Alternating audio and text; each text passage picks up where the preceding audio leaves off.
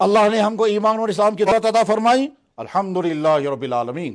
اپنے آپ کو ہلکا نہیں سمجھنا چاہیے، اپنے آپ کو معمولی نہیں سمجھنا چاہیے۔ اللہ نے وہ ایمان کی دولت جو ہمیں عطا فرمائی، یہ بہت بڑا اللہ کا احسان ہے، بہت بڑا اللہ کا انعام ہے کہ جس سے ہم سرفراز ہوئے۔ اللہ کے نبی علیہ الصلوۃ والسلام نے مبارکبادی دی تھی اور کیا فرمایا تھا؟ طوبی لمن رآنی وآمن بی، خوشخبری اور مبارک تم اس انسان کو جس نے مجھے دیکھا اور ایمان بھی قبول کیا۔ یہ حضرات صحابہ کرام کے متعلق۔ پھر فرمایا وَطُوبَى 7 مرات لمن لم يرانی وآمن بی، اور 7 مرتبہ اس انسان کو مبارک جس نے مجھے نہیں دیکھا ہوگا پھر بھی وہ کہتا ہوگا میرا نبی محمد رسول اللہ۔ الحمدللہ ہم اس کیٹیگری میں شامل ہیں۔ ہم اللہ کے گھر میں علل اعلان یہ کہہ سکتے ہیں، یا اللہ ہم نے آپ کے نبی کو نہیں دیکھا، اور دیکھا ہوگا کسی کو خواب میں زیارت ہوئی ہوگی مگر ان آنکھوں سے نہیں دیکھا، اس کے باوجود ہم پورے دل کے انشراح کے ساتھ، قلبی طمانینت کے ساتھ، دماغ کی آمادگی کے ساتھ، بغیر کسی شک کے اعلان کر کے کہتے ہیں محمد رسول اللہ نبی برحق۔ لہذا ہم اس کیٹیگری میں شامل، ہم اس کیٹیگری میں شامل ہیں جس کو اللہ کے نبی نے 7 مرتبہ مبارکباد کی ہے۔ آج بھی جو لوگ اسلام قبول کرتے ہیں ان کے دلوں سے پوچھے کیسی خوشیاں ان کو ہوتی ہے، کیسی شانتی اور کیسا سکون انہیں ملتا ہے۔ اس سے پہلے زندگی کے تمام وسائل سے وہ زندگی گزار رہے تھے مگر اتنی خوشی اور سکون نہیں ہوتا ہے، لیکن اسلام قبول کرنے میں تو ان کو کیا نعمت ملتی ہے۔ تو بہرحال اللہ نے ہم کو یہ نعمت عطا فرمائی۔ اب ہم میں سے ہر شخص کو سمجھنا ہے کہ یہ ایمان کی دولت مجھے ملی ہے، میری زندگی اسلام کے مطابق گزر رہی ہے یا نہیں۔ اسلام کے مطابق زندگی گزارنے کے لیے ان تمام اعمال کو سیکھنا ہوگا جن اعمال کے کرنے کا حکم اللہ اور اللہ کے نبی نے دیا، اور ان تمام برے کاموں سے بچنا ہوگا جن برے کاموں کا برا ہونا اللہ اور اللہ کے نبی نے طے کر دیا۔ جتنے کام حرام کر دیے وہ بھی سیکھنے ہوں گے اور اس سے اپنے آپ کو بچانا ہوگا، اور جتنے کام لازم کر دیے ان کو سیکھنا ہوگا، ان کو کرنا ہوگا۔ اگر کوئی آدمی کرنے والے کاموں کو کر رہا ہے اور حرام کاموں سے بچتا نہیں ہے وہ مکمل مسلمان نہیں، اور اگر کوئی حرام کاموں سے تو بچتا ہے مگر جو کام اللہ نے کرنے کو حکم دیا وہ کرنے کو، وہ بھی مکمل مسلمان نہیں۔ اس کی آسان مثال یہ ہے کہ جب انسان بیمار ہو کر ڈاکٹر کے پاس جاتا ہے، ڈاکٹر دوائی کھانے کو کہتا ہے، پرہیز بھی بتاتا ہے۔ پرہیز کرنا بھی ضروری ہے، دوائی کھانا بھی ضروری ہے۔ اسلام نے کون کون سی چیزیں حرام کی ہیں؟ ہر ایمان والے کو یقین رکھنا چاہیے جتنی چیزیں اللہ کے نبی نے انسانوں کے لیے حرام کی ہے وہ انسانوں کو نقصان پہنچانے والی تھی، چاہے انسان کی ذات کو، چاہے جسم کو، چاہے عقل کو، چاہے خاندان کو، چاہے سوسائٹی کو۔ اس لیے اللہ اور اللہ کے نبی نے کو حرام کیا ہے۔ ایسا نہیں ہو سکتا کہ کوئی چیز انسان کے لیے بڑی فائدہ مند تھی مگر اس کے باوجود اللہ اور اللہ کے نبی حرام کر دے، ایسا کبھی نہیں ہو سکتا۔ یاد رکھیں اللہ اور اللہ کے نبی نے جتنی چیزوں کو حرام کیا ہے وہ لازماً انسان کو نقصان پہنچانے والی ہیں، اس لیے ان کو حرام کر دیا۔ اب اللہ نے شرک کو حرام کیا۔ شرک کے معنی اس کائنات میں اللہ کے علاوہ کسی اور کو خدا ماننا، کسی اور کو مشکل کلا اور حل المشکلات ماننا۔ اس کائنات میں فیصلہ صرف ایک اللہ کا چلتا ہے۔ ماں باپ کی نافرمانی اسلام میں حرام کر دی گئی، شراب پینا اسلام میں حرام کر دیا گیا کیونکہ انسان کی صحت کے لیے مضر، زنا کاری اسلام کے لیے حرام کر دیا گیا کیونکہ اس کے نتیجے میں ایک ایسی نسل وجود میں آئے گی جس نسل کا پوچھنے والا کوئی بھی نہیں ہوگا۔ زنا کاری نام ہے دراصل تھوڑی دیر کے لیے دو اجنبی مرد اور عورت لذت اٹھائیں گے اور اس کے بعد پھر اگلی زندگی ان کی ایک دوسرے کے ساتھ جڑی ہوئی نہیں ہوگی۔ اس کے نتیجے میں کوئی عورت دوسرے کسی مرد کی وفادار نہیں رہے گی، کوئی مرد کسی عورت کا وفادار نہیں رہے گی۔ زنا کاری کے نتیجے میں سوسائٹی میں کتنی خرابیاں پیدا ہوتی ہے یہ سمجھنے کی ضرورت ہے، اس لیے زناکاری کو حرام کیا۔ انسان کے اندر جو جنسی طاقت اللہ نے رکھی، جنسی چاہت، اللہ نے اس کا حل نکالا۔ نکاح کرو، چاہے تم 1 کرو، چاہے تم 2 کرو، چاہے تم 3 کرو، چاہے 4 کرو، مگر زناکاری مت کرنا۔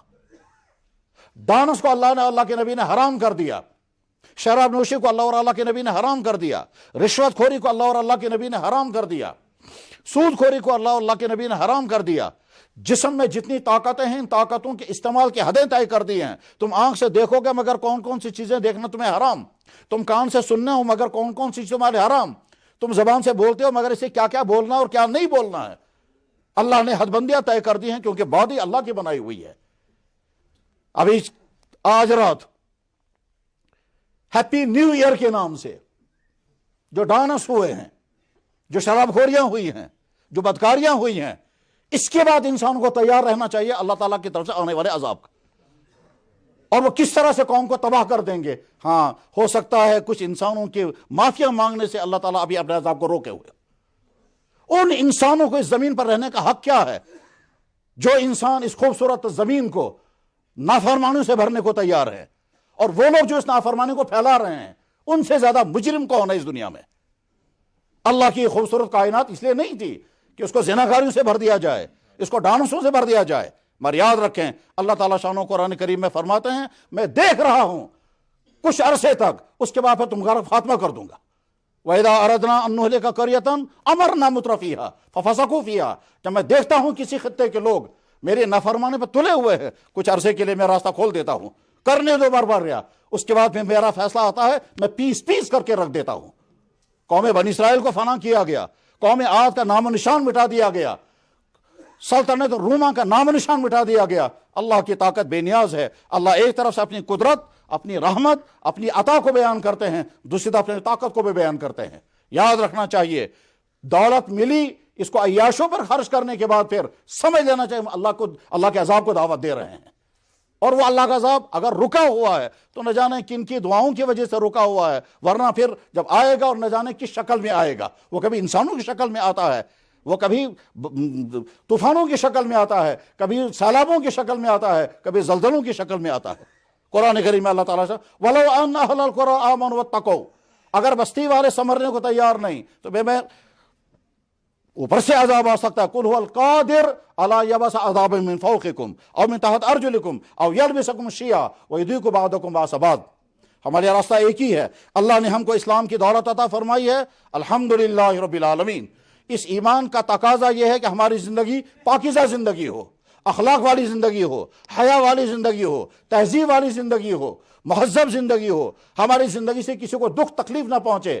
ہم اگر افسر ہوں تو مسلمان افسر، دیانتدار افسر بن کر وہاں افسری چلائیں۔ اگر ہم چھوٹے ملازم ہیں تو جو ہماری ڈیوٹیاں وہ ہم اپنی اس کرسی کو، اپنی اس ملازمت کو لوگوں کو دکھ تکلیف پہنچانے کے لیے استعمال نہ کریں۔ ہم اگر دکاندار ہیں تو اپنی دکان کے ذریعے سے لوگوں کو لوٹیں گے نہیں، لوگوں کو فراڈ مال نہیں بیچیں گے، لوگوں کے ساتھ رحم کا معاملہ کریں گے۔ جو آدمی جس جگہ پر ہے وہاں وہ خالق کا بندہ بن کر اور مخلوق کے لیے شفیق بن کر زندگی گزارے تو کامیاب زندگی ہوگی، اور اگر نہیں اور ساری قوم کا حال اس طرح سے بگڑتا رہے گا، پھر اللہ تعالیٰ شانو کا فیصلہ کب کیا فیصلہ ہوگا اس کے لیے تیار رہنا چاہیے۔ اللہ نے اس سے پہلی قومیں اس طرح تباہ کی ہیں جب سدھرتے نہیں تھے، اور جب سدھار آتا ہے تو اللہ تعالیٰ اپنے فیصلے بدل دیتا ہے۔ جناب رسول اکرم صلی اللہ علیہ وسلم نے جب حج فرمایا تھا، اس حج فرماتے کے بعد، اس حج کے موقع پر آپ نے جو خطاب کیا تھا ان تمام انسانوں کو، ان انسانوں میں کچھ خطاب تو تمام انسانوں کے لیے تھا اور کچھ خاص خطاب صرف ایمان والوں کے لیے تھا۔ ایمان والوں کو خطاب کر کے آپ نے فرمایا تھا، انی فرضتکم علی الحوض، میں تم سے پہلے رخصت ہونے والا ہوں اور حوض کوثر پر تمہارا انتظار کروں گا، وہاں تم مجھ سے ملاقات کرو گے۔ پھر ساتھ میں فرمایا تھا وَإِنِّي مُكَاثِرٌ بِكُمُ الْأُمَمَ، میں وہاں حوض کوثر پر کھڑے ہو کر جب دیکھوں گا میری امت آ رہی ہے، میں فخر کروں گا دوسری قوموں پر، دیکھو میری امت کے افراد کیسے ہیں۔ اپنی امت کے صالح حکمرانوں پر فخر کروں گا، دوسری قوموں کے حکمران ایسے نہیں ہوں گے۔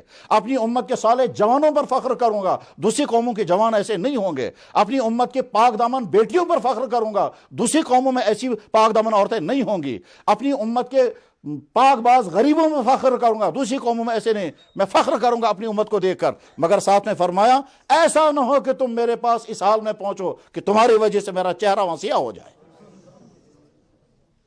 حدیث کی کتابوں میں سنن ابن ماجہ حدیث کی کتاب ہے، سیاہ ستہ میں ہے، اس میں حدیث موجود ہے۔ یہ آپ نے ارشاد فرمایا انی مکاثر بکم الامم، انی فرضتکم علی الحوض ومکاثر بکم الامم فلا تصودوا وجہی، خبردار تم ایسی زندگی لے کر مت آنا تمہاری وجہ سے میرا سر وہاں نیچے ہو جائے، تمہاری وجہ سے مجھے وہاں شکوہ آ جائے، تمہاری وجہ سے میرا چہرہ نیچے ہو جائے، ایسی زندگی لے کر کے نہیں آئے۔ میرے بھائی، ہم عہد کر کے اٹھیں گے، ہم ایسی زندگی نہیں گزاریں گے جس زندگی کے نتیجے میں کل قیامت کے دن اللہ کے نبی فرمائیں گے کیا زندگی لے کر آئے تم میرے امتی ہو، تمہیں اپنی عیاشیں زیادہ پسند تھی، تم یہود و نصارہ کے نکالی پر خوش ہوتے تھے، ایک طرف سے میرا حکم تھا، ایک طرف سے تمہارا فیشن تھا، تم فیشن اپناتے ہوئے خوشی محسوس کرتے تھے۔ میں کہتا تھا یہ مت کرو، وہ چھوڑنے کو تم تیار نہیں تھے، تمہارا ڈاکٹر کہتا تھا مت کرو، تم چھوڑنے کو تیار ہو جاتے تھے۔